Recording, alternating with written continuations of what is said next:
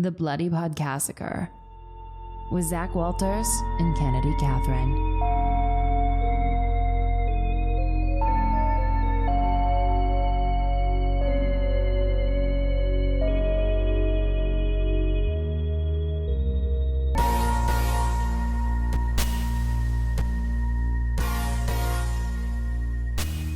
Sinister? I barely know her. I literally wrote that down. I was like, I just have to start it with this. Thank you for doing that. You're welcome. It was a good joke. Welcome to the Bloody Podcassacre. It's a Sunday. I'm a little sleepy. How are you feeling? I'm also sleepy. Can I tell you something really stupid I did last night? Yes. That resulted in me having a terrible sleep? Do you ever have a good sleep? No. Okay. Have I ever looked rested to you? All the time. Oh, thank you. Oh, I don't think lovely. I've ever seen you look haggard, other than that one photo of you at the casino. And that is the earliest memory I have of you. And quite honestly, that photo is a lot like Voldemort to me. It is he who shall not be named. That was me that night. Anyways, no, so last night I was just like, I had, camping out in the living room, having my evening, decided to go to bed, bring everything into my room, lay it all on my bed, go to brush my teeth, wash my face, come into the room. I had filled my water bottle.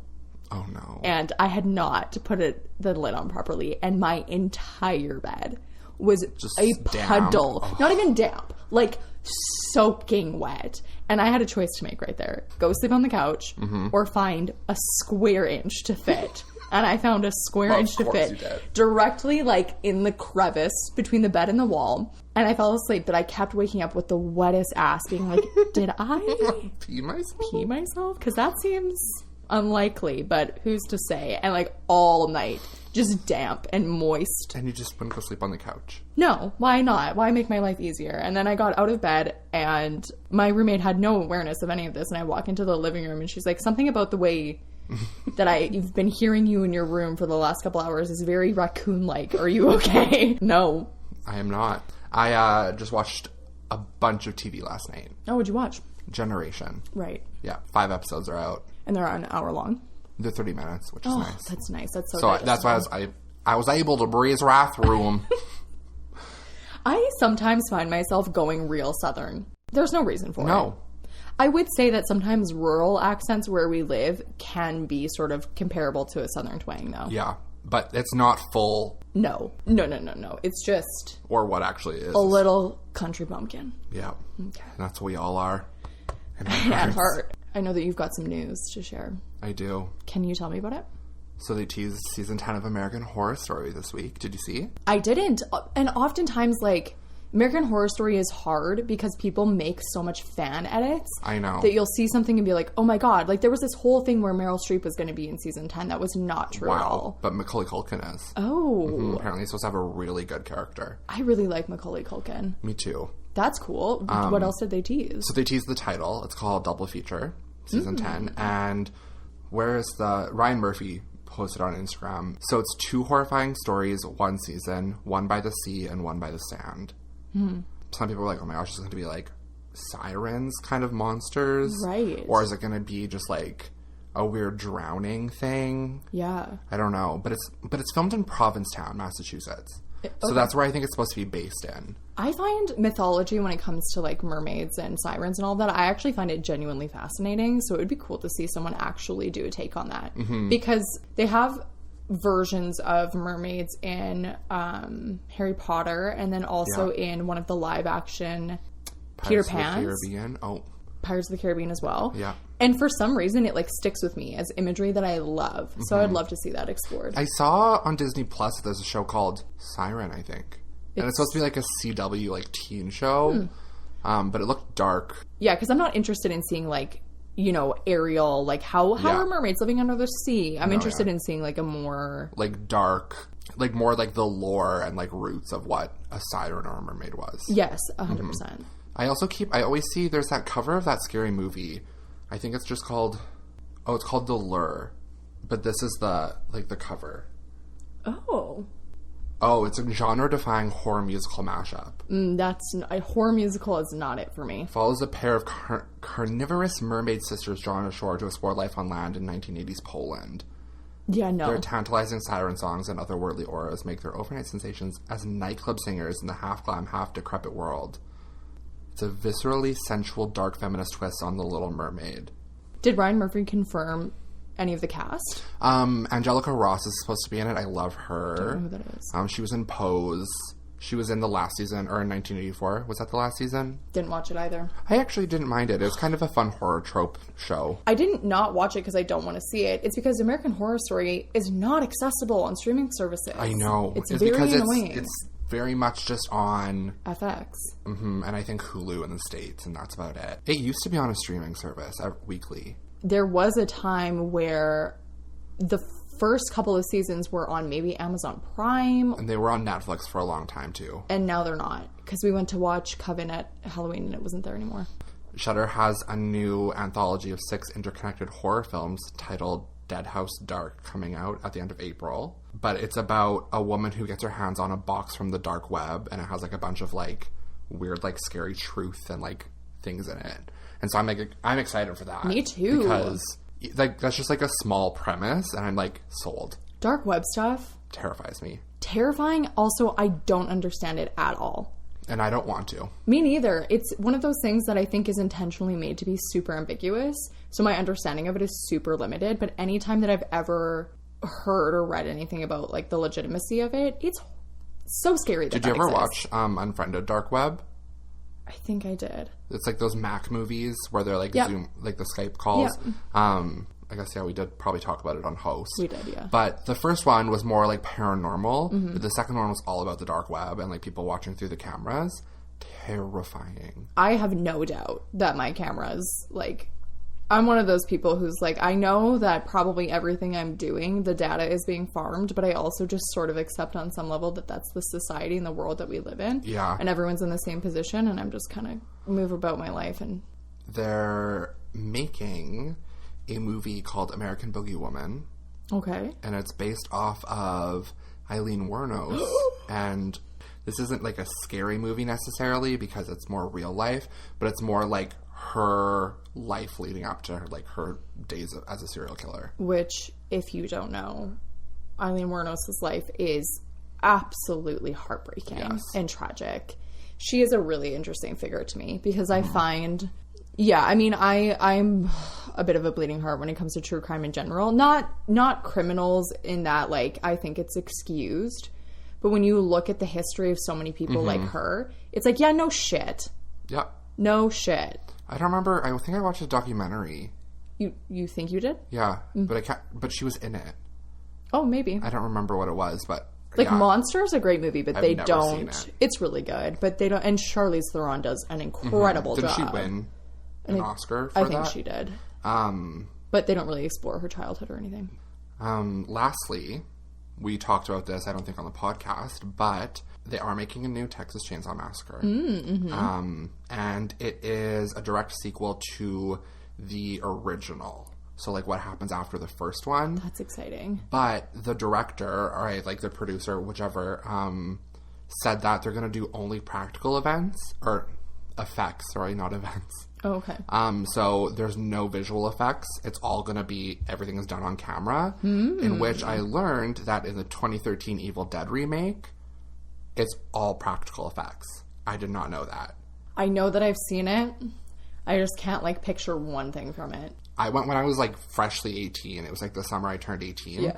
I took one of my friends, Nicole, who listens to this podcast. Hi, Nicole. I took her to the movie. She was 16 at the time, but I was allowed to get her in because I was 18 vouching for her. I think I scarred her for the rest of her life. Oh, no. We talk about it still and we kind of laugh, but, like... I remember her being... Not okay. No. I, like, explicitly remember there is a part where one of the girls is infected or whatever it is, and she comes up from, like... a floorboard and her eyes are all yellow. Oh, yeah. That's the main girl. Yeah. Not it. And then she also takes the box cutter and cuts her tongue in half. Yep. And then the only other thing I remember, like, really from that movie, other than, like, the blood rain at the end, was they had a turkey cutter and the guy was trying to cut off his arm before it infected his whole body. So, like, I kind of want to go watch it again to see... How did you do that? I don't know. That is so impressive. I wonder what the advantage or benefit is for doing that. Like, is it cost effective? Probably. Like, I was watching a Marvel, like, special recently about visual effects for WandaVision. And oh my god. The one character, Vision, his whole face is red. They visual effect his whole, like, body around him. Like, they take out his ears. I'm like, and you can't just put on something, like, and cover it up with makeup and, like, do a little bit of visual editing. But, like, you have to do it for a full episode. That's crazy. Star Wars. Yeah. Like, the newer ones. Or the TV shows even, where they have, like, the deep fakes almost. Yes. Of Mark Hamill and Carrie Fisher on these other actors, and they look so real. And I'm like, do you think, like, that cost however much money? Right. Oh my god, speaking of which, did you see what Kylie Jenner did? No. So, her makeup artist got in a car accident and has to go in for brain surgery, okay? She tweeted out a GoFundMe asking her fans to pay for it. $90,000. God. You know. Or she donated $90,000. She makes $19,000 an hour. How? I was talking about this yesterday. She's the youngest billionaire right now. I know. I'm not an idiot. I understand how the world works. I understand how society works. But when you look, there is no reason for anyone to have that much money. When you look at someone like, compare job roles, compare amount of work done. There is no reason for anyone's salary to be that high in comparison to a blue collar worker who is doing 10 times the fucking work. The way that we have allocated salaries and funds that way is so absurd. Kylie Jenner doesn't need that much money. Nor does she need to ask her fans to pay for her makeup artist surgery. No. Ugh. Rich people. Eat them all. We hungry. You know who else was hungry? Bagul. I saw something that was like, I'm so happy Slipknot finally gets the movie recognition they deserve. Did you know that Bagul's visual depiction, though, is based on metal band artists? It makes sense. Yeah. But I also did see that they went through just a general picture websites, like almost like a Google Images. Did you see this? 500,000 pictures on Flickr. Flickr, that's what it was. And they just they like slowly whittled it down to 15. And then they bought, this is crazy to me. So yeah, they went through 500,000 images. They narrowed it down to 15, including a photograph of a ghoul simply tagged Natalie. And when they contacted the photographer, they purchased the rights to the image for $500, which a little bit reminds me of, well, it's not the same thing at all, but with Psycho, the man who wrote the Psycho novel, he did not know that it was being bought by Alfred Hitchcock. So he took this deal that he thought was quite good to sell the rights to Psycho, only to find out later that it had been bought by Alfred Hitchcock. And obviously he felt super burned by it because he didn't make that much money. And it was like, oh no, you could have paid me out much higher for the amount of success that this is going to bring you. Kind of reminds me of that. You bought the rights for $500. Like, I hope this person gets some sort of kickback. Yeah, or like buy the rights initially and then pay back more. You know? Yeah.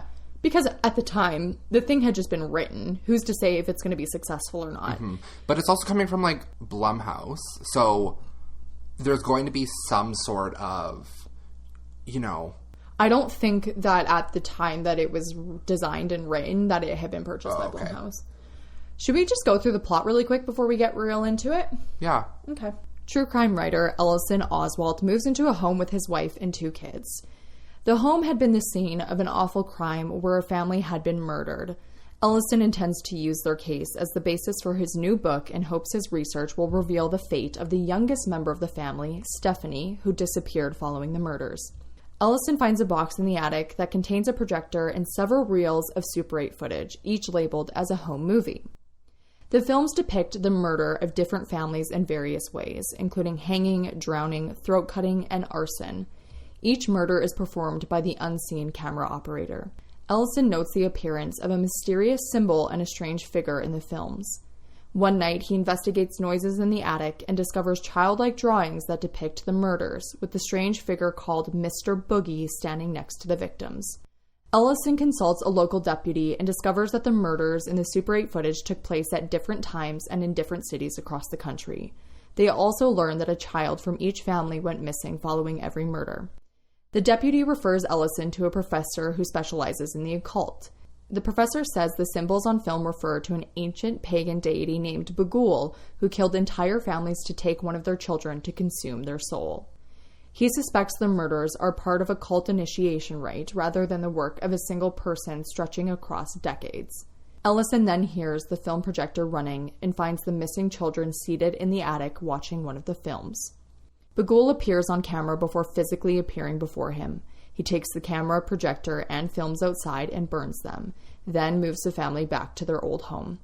Ellison receives a call from the professor who tells him that early Christians believed that images of Bughuul served as a gateway for the demon to come from the spiritual world into the mortal realm and possess children.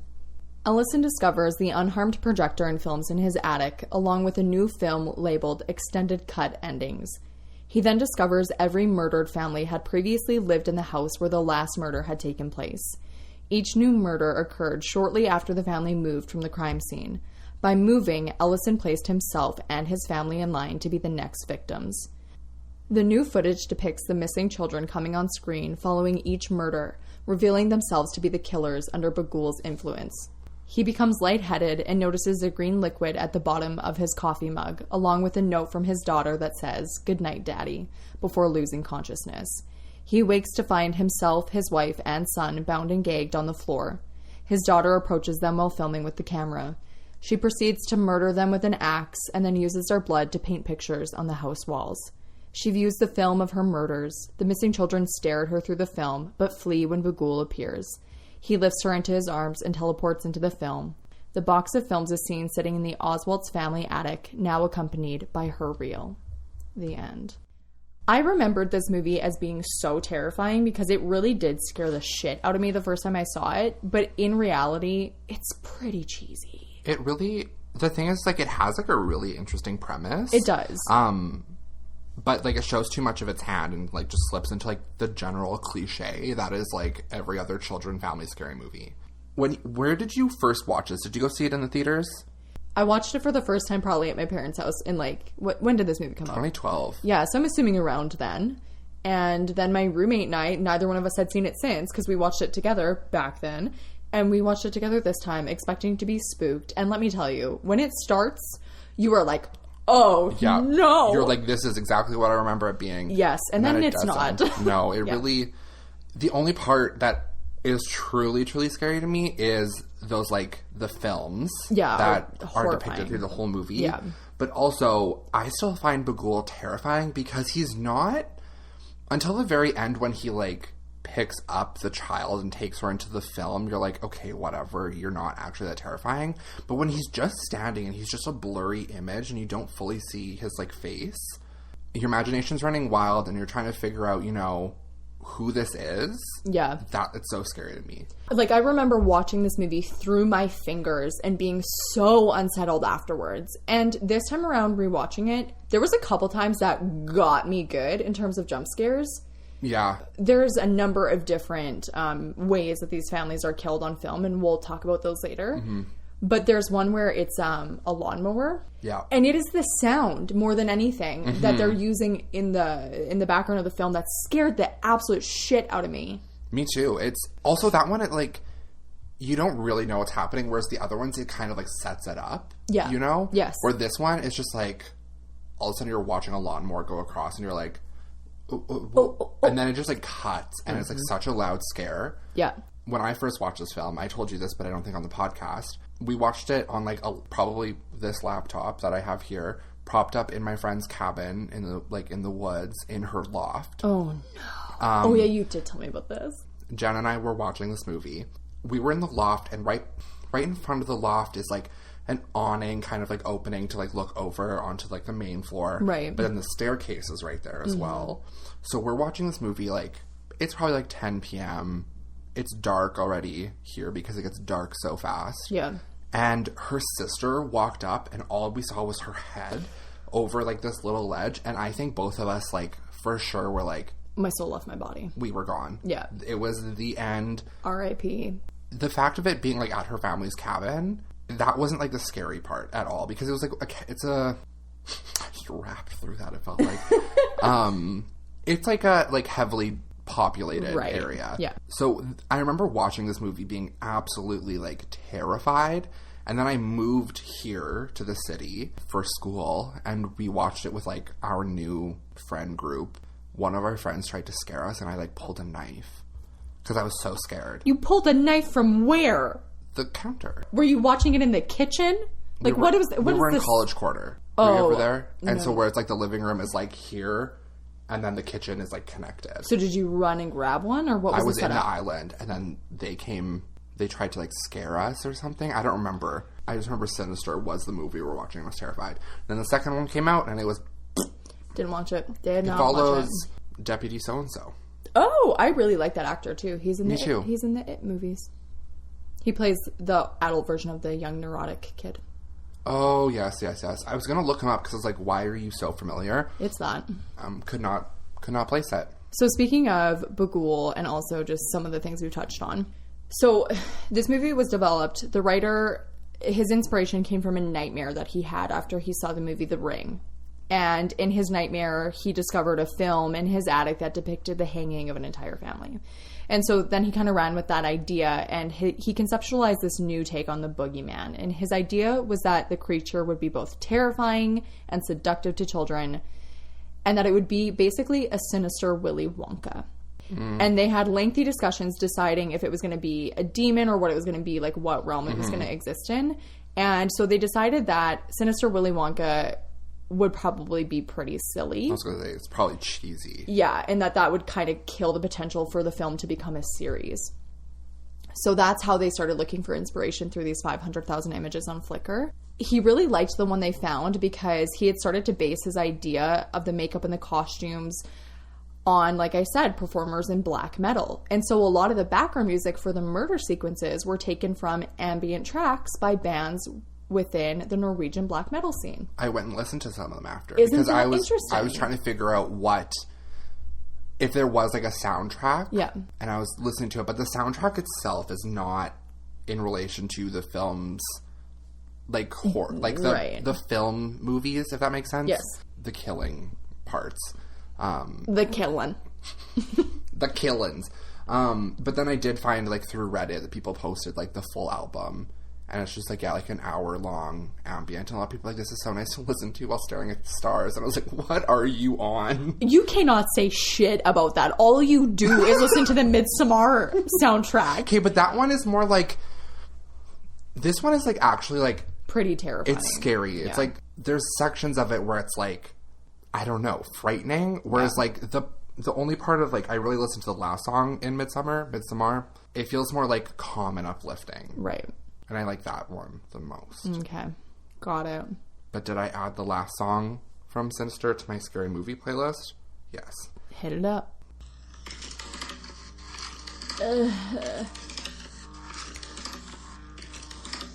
By a band called Boards of Canada.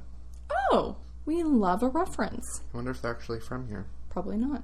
Based in the northern coast of Scotland. Which is notoriously known for its Canadian feel. Yeah. Do you know what watching this movie made me realize? What? I sometimes get Ethan Hawke and Patrick Wilson mixed up. How? I don't know, because they're both like these modern dad horror icons. That's fair. Ethan Hawke, though, it's so weird to me. Like, Ethan Hawke has such like a diverse career. Patrick Wilson less so to me, but I also just think that that's because Patrick Wilson maybe hasn't been around as long as Ethan Hawke. That's true, yeah. But Ethan Hawke is best friends with Jason Blum.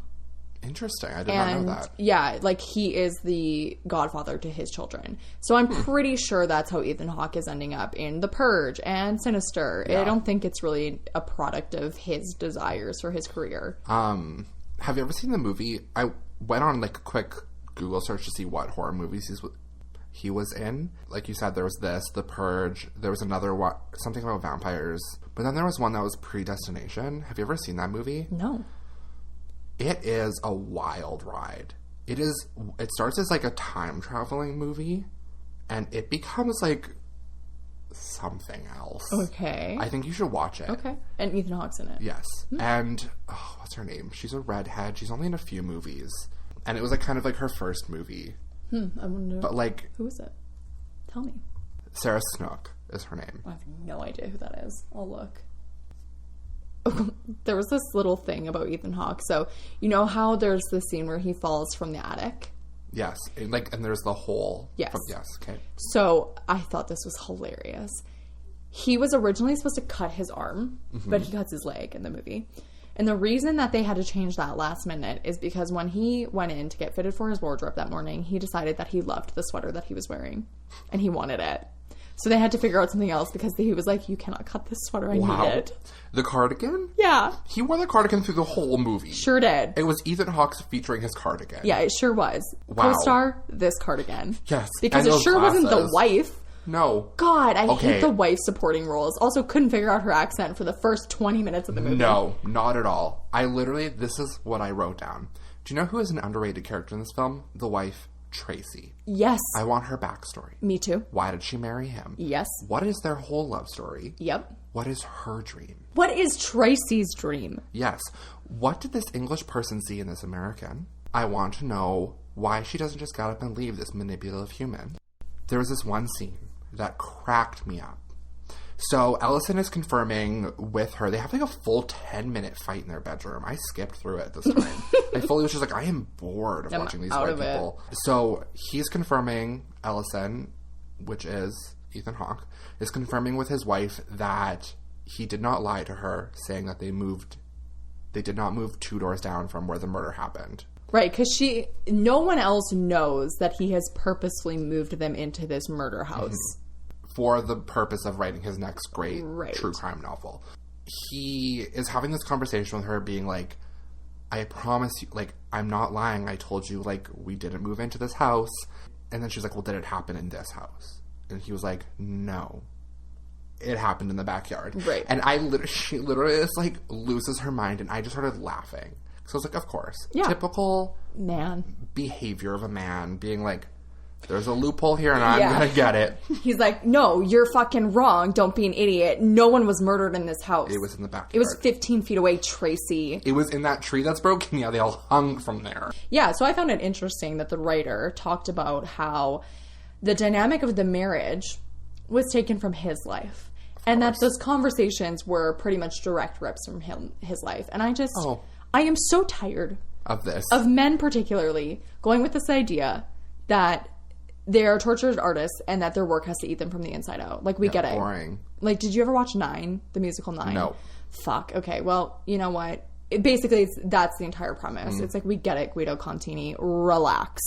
Also, though, the wife Tracy, there were certain shots where I was like, is this Kirsten Dunst? She was beautiful, and but very confusing looking to me. Like, she looked different to me every time.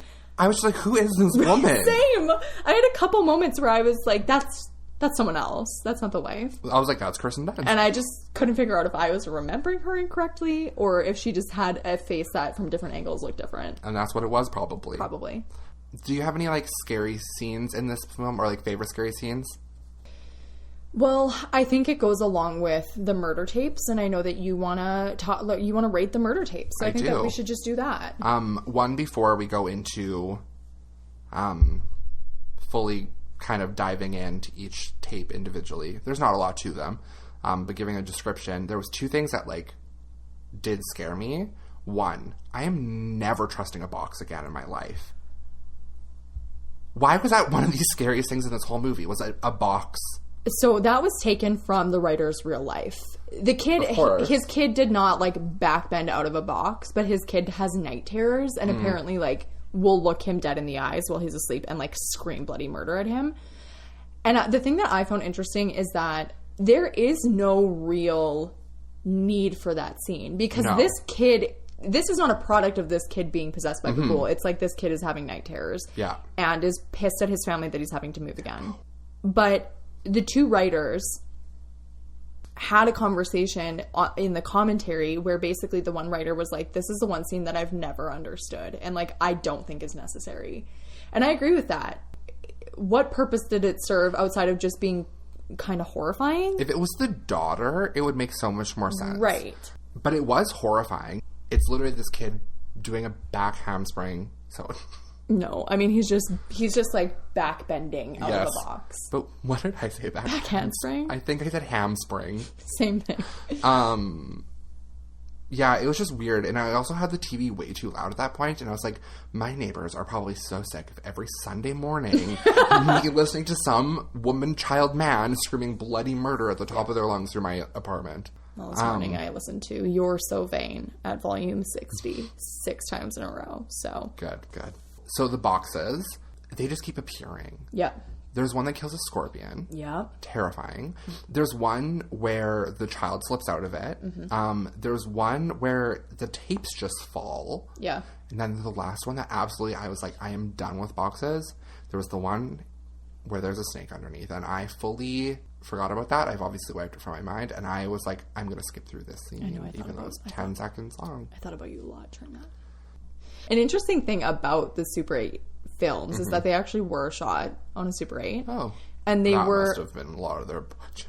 And they actually shot it like pretty well in advance to the rest of the film because they wanted Ethan Hawke to be able to like view it and I think that you can I mean I know that's purposeful because it's not supposed to have a similar tone to the rest of the film, but it is so different that being the thing that lingered in my mind affected my memory of it because to be quite honest the rest of the imagery is pretty terrible. Yeah. So like when he sees the kids in the attic viewing the movies, like the kids, these dead kids look, their makeup is so it's bad. really terrible. The one thing that I remember though is when they are watching, those kids are watching the film in the attic and they're sitting in the 2 rows of 3. I remember that Bagul pops up. And I literally was, like, not watching the TV. Because I was like, I know what's coming. And I don't want to, scare myself. Even though it wasn't that bad. And when they, like, the kids were all standing there before Bagul comes and takes... I know.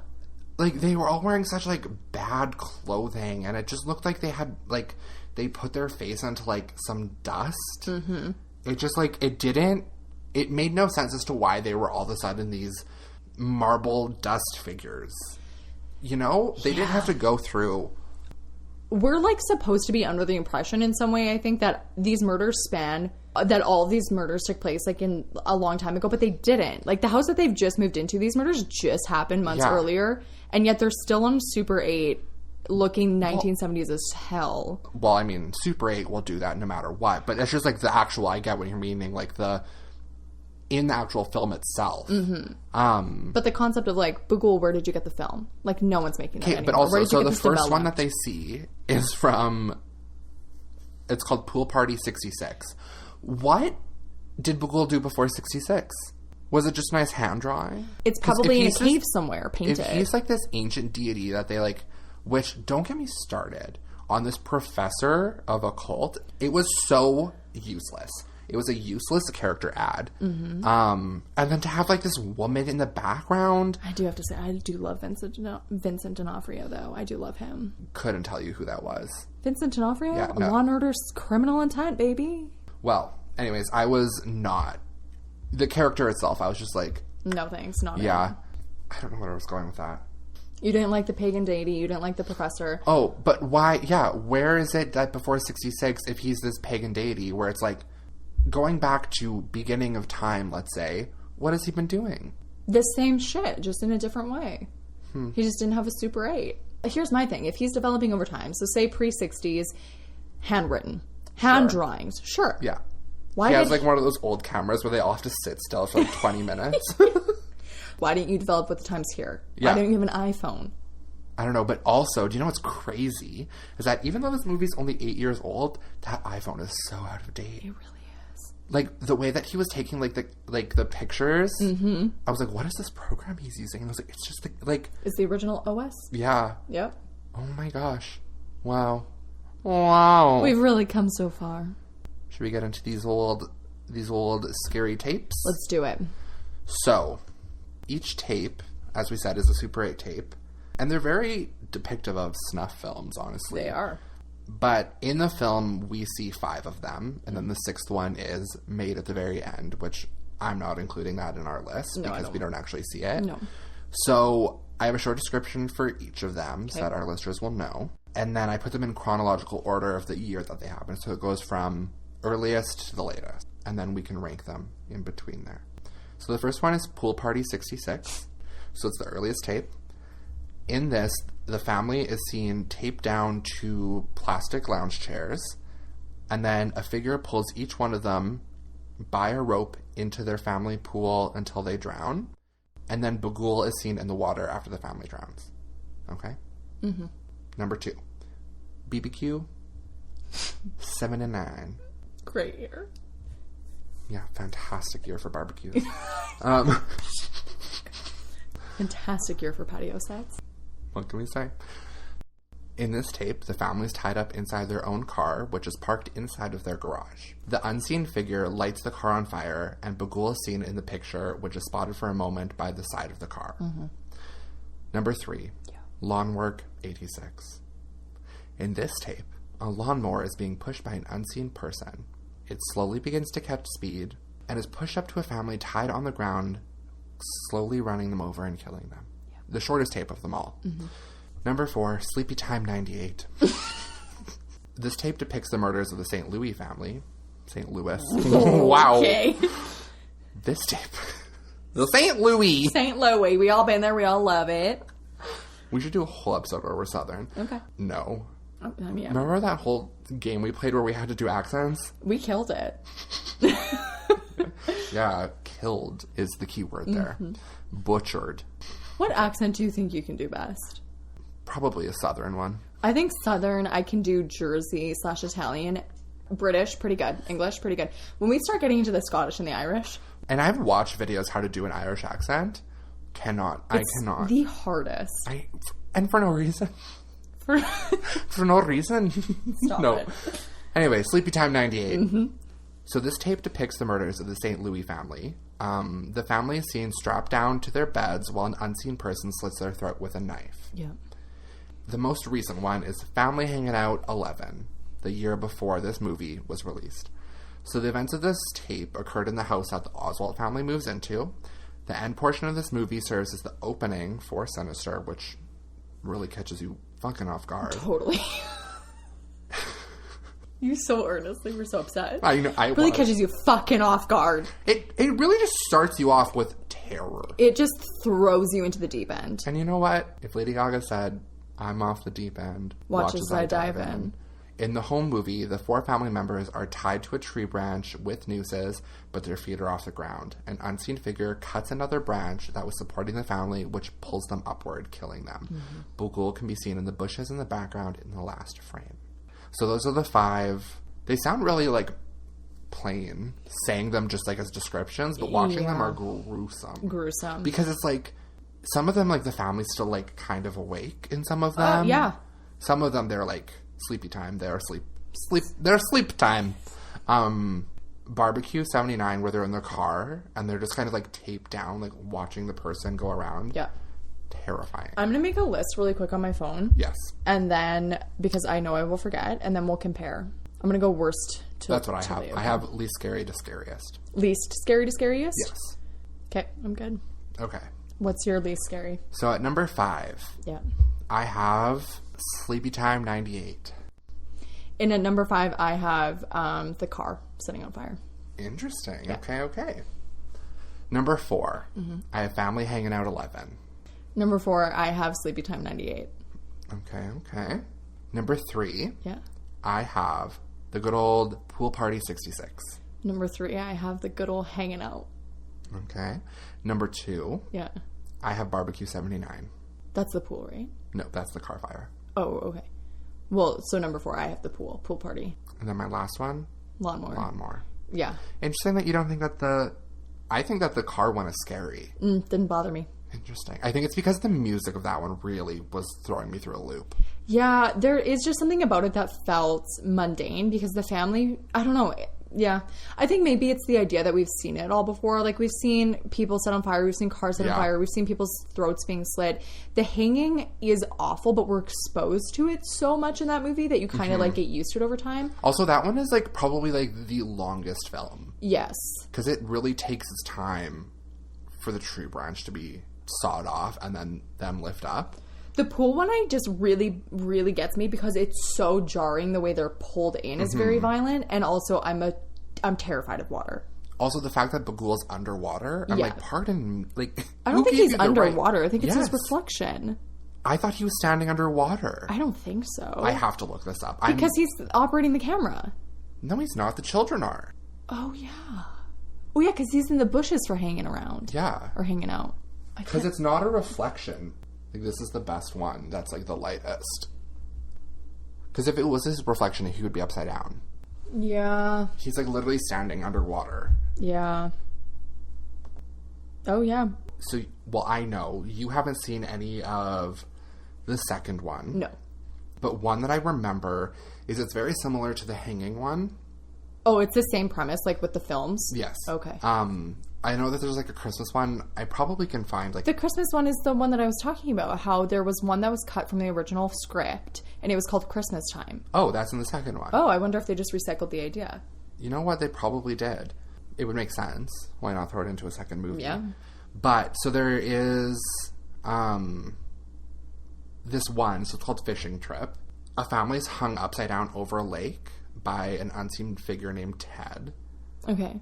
But then an alligator approaches and bites all of the family members' heads off. That's awful. And that's, like, the one I remember the most. Yeah. I don't remember any of the other ones. But I just saw, like, the Christmas lights one. It says, in this tape, the family is in their pajamas tied up into shallow graves with Christmas lights. An unseen figure named Emma shovels snow on top of each family member until they freeze to death. Which is, like, boring. Yeah, I mean, like, that's just Canada. Yeah. And then there's 3 more, but... Yeah, the Christmas Time, and it might not be the same premise, was cut from the original script because they were already having a really hard time selling it because studios were like, you will not sell a commercial horror film that involves children. That's so interesting because majority of, like, I would say, we have, like, Children of the Corn that I'm thinking of. We have... That's all I can think of on the top of my head. But, like, children were and are a big part of horror because the fact that... Because it's so scary when a child is evil. And when they have their own, like, identity. Yes. That's interesting that they were like, oh, it won't sell. Because it fully did. But they had a hard time. It was bought out by foreign markets before it was bought in the States. Interesting. I'm pretty sure I own this movie on DVD somewhere. Why? During the time, I thought this was terrifying. That's fair. Do you have any more fun facts or anything? No, my other fun fact was the one about the Flickr images. This is like, as far as delving into, like, the making of this or anything, it's a very cut and dry studio film. Yeah. And it's pretty modern where it's like, there's no backstory to it where it's like you have to really think about what the movie means or entails in general. It kept going. Anyways, we had a weird technical error, but we're back. Couldn't tell you what we were talking about. Could not. Should we just go on and rate this movie? Yeah. Okay. Scary. Originally. Yeah, it scared the shit out of me originally. Like, I probably would have given it, like, a 9 when I first saw it. Yeah. Now watching it, the scariest parts are the films. I'm going to give it a 5. I would say 4 or 5. Yeah. I'm giving it a scare tick for each one of the films that we saw. Mm-hmm. Unsettling. Originally, like, a 8.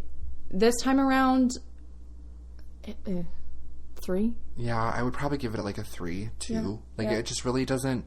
It doesn't sit the same way it did. Mm-mm. It really didn't grow old.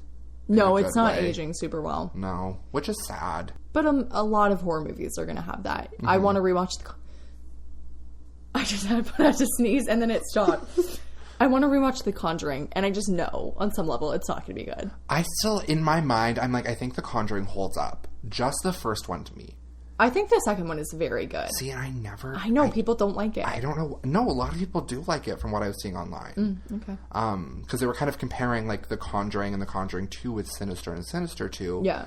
And I was just like, I couldn't get behind the second Conjuring. I don't know. Story. I don't care. It really isn't. 5. I was going to say, like, 2. I'm going to give it some because the backstory... I'm going to give it some. I'm going to give it some because the backstory with the reels and everything is quite good. However, like 95% of the movie, I realize this. What? I'm gonna give it some. I'm gonna give some backstory. I don't have a stutter, but you could make full songs based on how much I do stutter in this. Like, I don't know what it is. I fully stutter in real life. No, you don't. Not in a noticeable way. I feel like I do. I just have a lot of stops and starts. Yes. Thinking before I speak. The one thing I will say about watching it the second time is how slow it is. Like, and it also was an hour and 50 minutes, and I was like... It's literally, like, at least an hour of that is just Ethan Hawke sitting in an attic drinking whiskey. I'm over it. I know, me too. Do you know he released a book recently? Ethan Hawke? Yeah. Good for him. A Bright Ray of Darkness. I started reading it, and I put it on my shelf of not reading it anymore. Is it a autobiography? No. Oh. Fiction? Mm-hmm. Interesting. I think he's been writing it for a couple of years. Cool. Good for him. Was it a paper cut? Or was it a bloody massacre? I said this last time, and I'll say it again. It wasn't a massacre for me, but for those families, it full-on was. Sure was. You know? Yeah, it's just like one too many Super 8s that I don't really care about. That I didn't need. For me, it was one lawnmower over one head, but not an entire family. No. Okay. Yeah, I feel that, though. I'm going to be glad to just, like, never have to really think about this movie again. Yeah, nor will I ever want to watch it again. Nope. I think I'm good. That's one thing I like about this podcast is it's, like, solidifying what's good for me, you know? Same. Like, I was like, oh, Sinister is so great. Yeah. And now rewatching it, I'm like, it really isn't. It used to be on, like, my top list. I wonder if it's still on my top list of horror movies. I did kind of confuse this, I realized, with Insidious. That I kind of had meshed the two. They came out, like, right around the same time. Yeah. What are your thoughts on Insidious? I don't really remember it. I think I liked it, but I don't really remember it. I also liked it, but do you know the one part that was so terrifying to me? Absolutely everybody hates it. It's the one scene where... Is it Patrick Wilson? I think it is Patrick Wilson in Insidious. Yeah. Wow. Is it? I think so, because I think... And isn't it Rose Byrne as well? Yes, it is Rose Byrne. Because that was like kind of like the first movie I remember seeing her in. She is beautiful. Mundane. But yeah, there's that scene in Insidious where he's sitting at the like kitchen counter. It is Patrick Wilson. Oh, and the red fucking face. And he like goes and it like flashes back to him. But everyone's like, oh my god, it just looked like Darth Maul from Star Wars. It did. But I was like, that scared the living shit out of me. Keep it in. Okay. Adds a little spice. The one thing I didn't like about Insidious is like the weird Hawaiian music really took me out. The Hawaiian music? Yeah, not Hawaiian, but they're playing that song. Oh, like Timmy Tiptoe Through the Tulips? Yes. Is that what it's called? I don't fucking know. I think it's just called Tiptoe Through the Tulips by Timmy something. Just when they start playing that, and it's like, what's happening here? I know. There's okay, have you seen all of them? Like, have you seen all the Insidious films? Of course not. I'd be down to rewatch those movies. Me too. That's been another episode of the Bloody Podcassacre. You can follow us on TikTok, Twitter, and Instagram at Podcassacre. You can send us an email at theblooddypodcassacre@gmail.com. I would prefer an email. Subscribe, comment, and like on YouTube. On the good old YubTubs. And leave a review and a rating on Apple Podcasts. It means a lot. It actually means the world. Until next time. Once you see him, nothing can save you.